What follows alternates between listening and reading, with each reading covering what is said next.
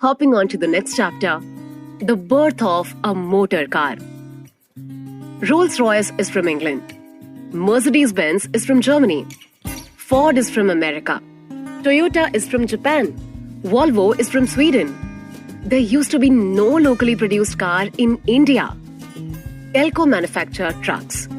Through it, Ratan Tata came up with Tata Sierra and Tata Estates, which are passenger vehicles. But these models are expensive. They only appeal to the rich and famous.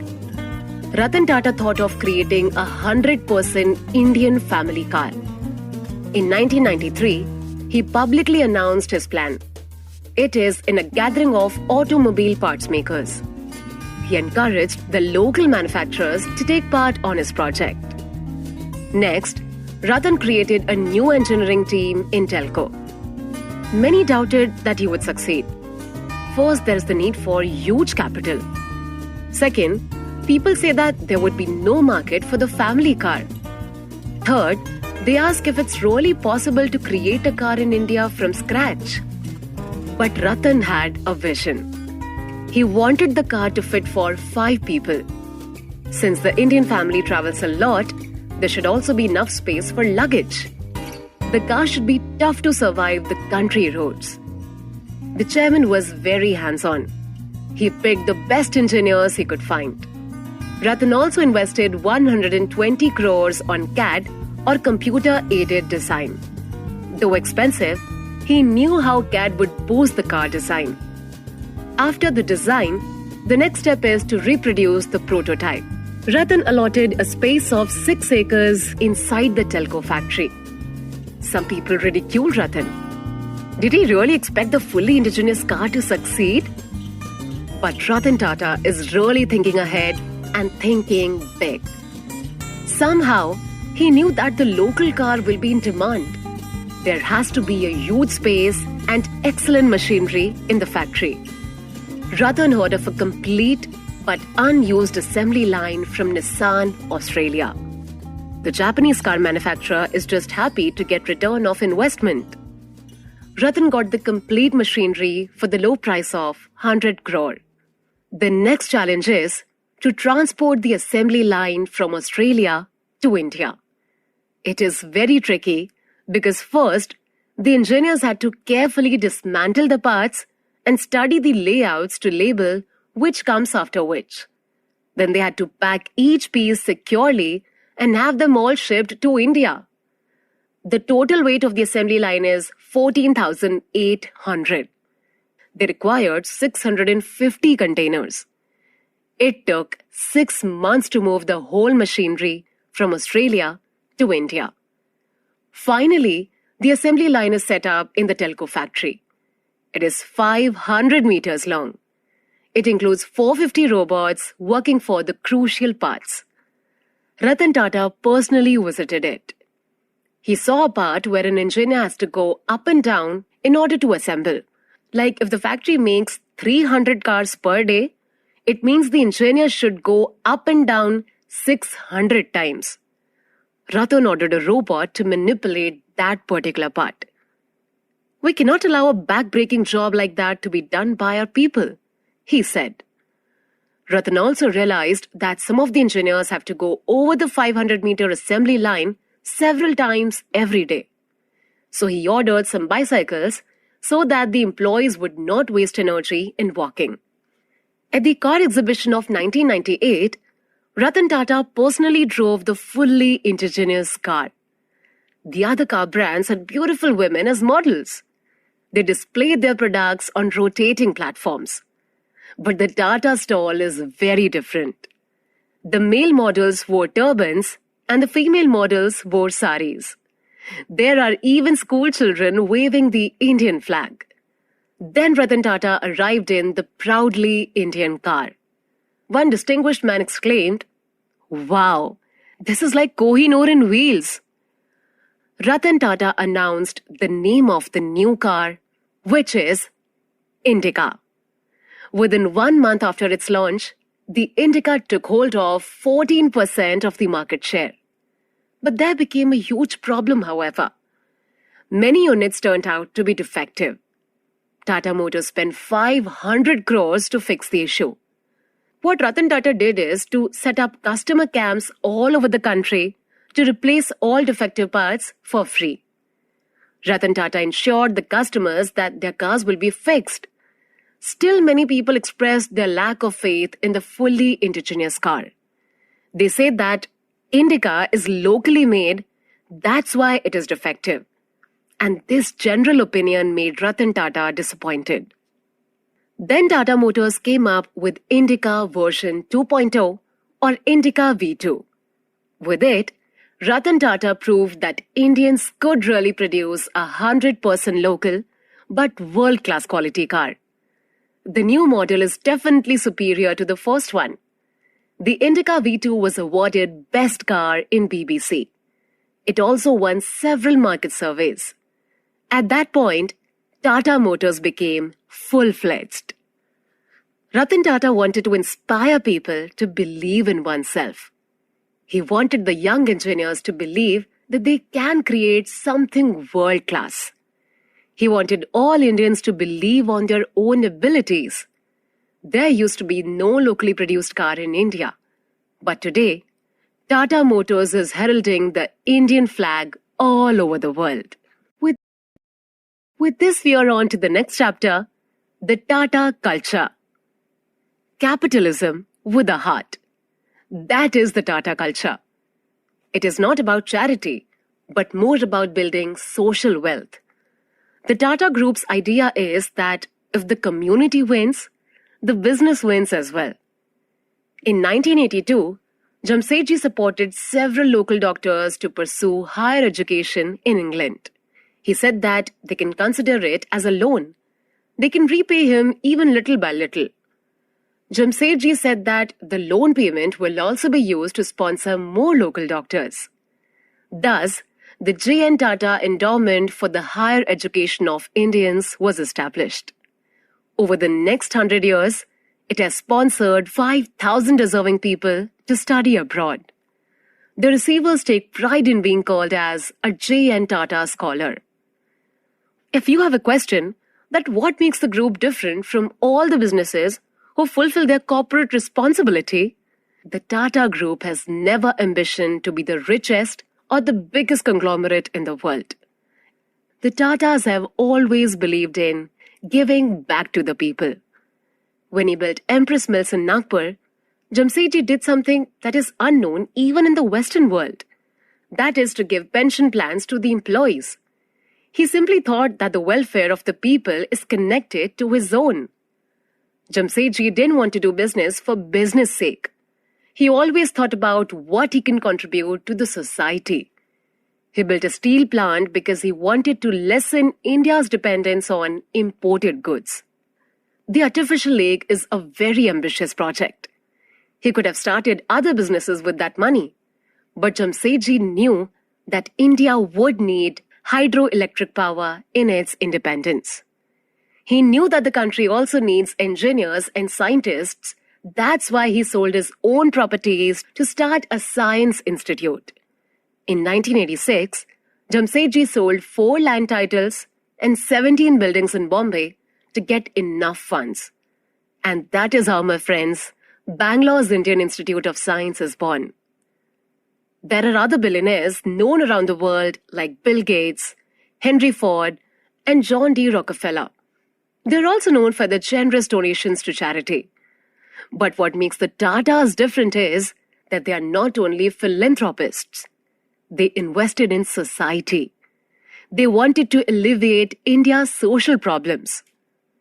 The Tata Group always has preferred local talent. Other businesses get talent from elsewhere so that they can cut costs. But Tata is different. The idea is to gather local talent and develop skills. The people of Hosur in Tamil Nadu live in poverty. They survive on subsistence agriculture. They have no skills and no sources of livelihood.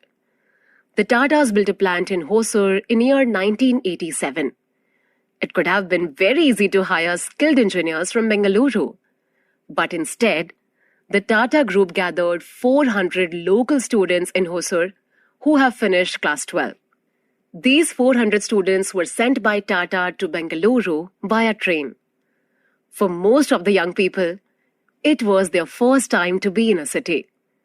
The time came when they learned enough skills.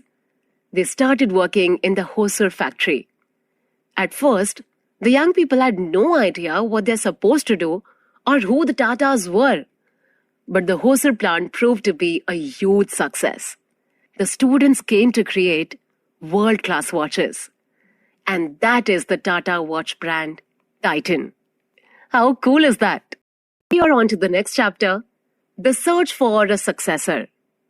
The three influential chairmen of Tata Group are unique from one another. Jamsetji was the usual Parsi. He looked like one and behaved like one. He had a beard which was a custom for Parsi men in his time. JRD was different. He looked like a foreigner. He always wears a suit. JRD was clean-shaven, which gave him a friendly appearance. Meanwhile, Ratan Tata is an introvert. He is very reserved, but gentle and humble. Their leadership styles are also different from one another. Jamsetji was born 1 century before the independence. He worked for a grand vision which he didn't witness to happen in his time. JRD believed in the people. He wanted everybody from high and low social status to collaborate together. Ratan Tata is methodical. He was able to unite all the companies and bind them with a single culture.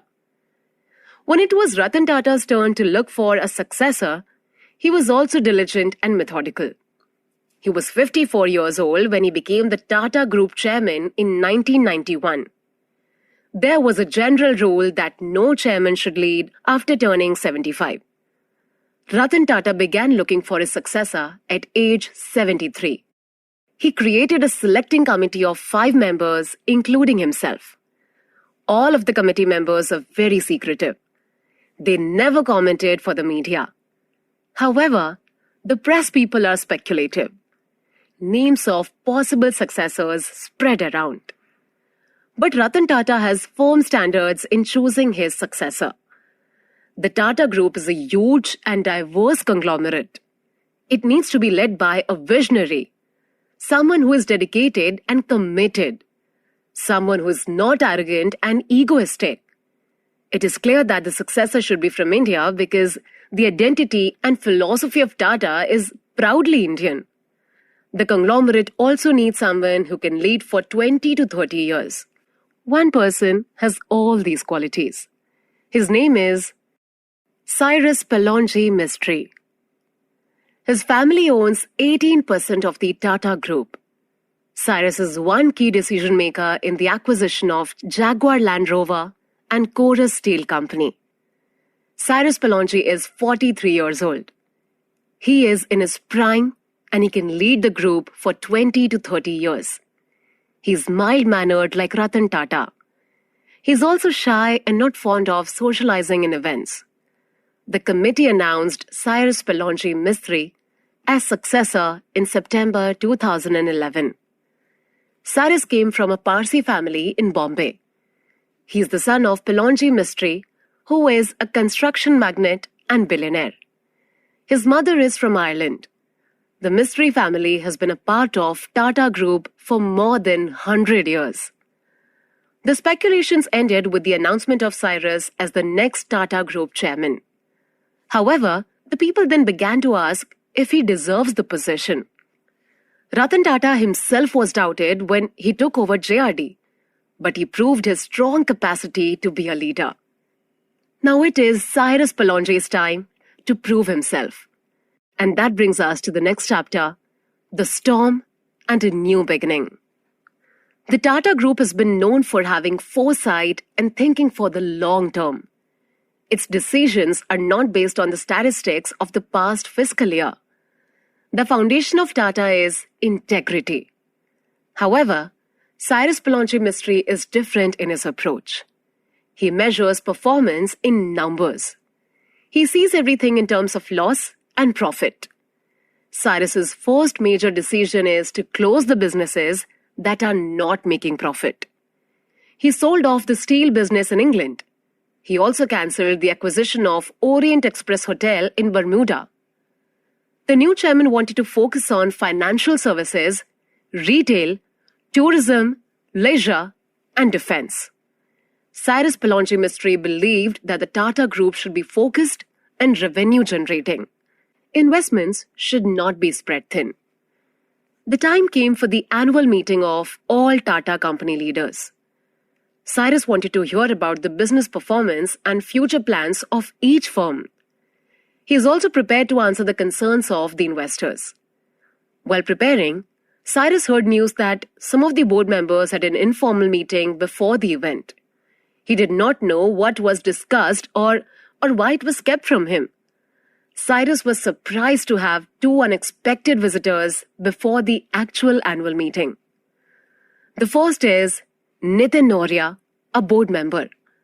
The second is none other than Ratan Tata himself. Cyrus knows that Ratan never shows up for this kind of meetings. It is a trait of Tata former chairman to never interfere once they have retired. Cyrus was really wondering about his predecessor's purpose. Without delay, Nitin Noria announced that the board wanted Cyrus Mistry to resign. The agenda of the formal meeting is actually to remove him from the position. All that Ratan Tata said was, "Sorry, Cyrus, it should not have reached this stage." In the meeting, Cyrus was informed that all the members of the board have agreed on the decision. They said that they have lost confidence in him. The reason for ousting Cyrus were not clearly given. Just 30 minutes after the meeting, the news spread like wildfire. The Tata Group was on every headline. Everyone speculated about why Cyrus Mistry was forced to step down. Some people say that it was because he sold the unprofitable businesses. Some say that it was because of the Tata Trust funds that Cyrus ignored. But Ratan never confirmed or denied any of it. It was predicted that the new chairman will lead for 20 to 30 years. But Cyrus only held the position for 4 years. He filed a complaint in the National Company Law Tribunal.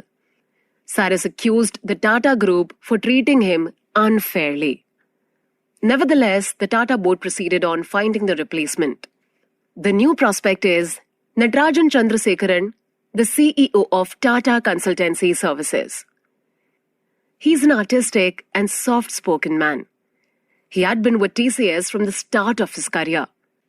Chandrasekaran officially took over as Tata Group Chairman on February 2017. Japanese telecom company Docomo was to file a lawsuit against Tata Group. Chandrasekaran was able to resolve the issue. The steel business was losing in Europe. What the new chairman did was to merge Tata Steel Europe to a German corporation. He also sold Tata Teleservices to Airtel. By December 2017, Tata Group was stable once again. Natarajan Chandrasekaran is now leading the Tata Group into the future. And with this, we are here on the conclusion part of the summary. You learned about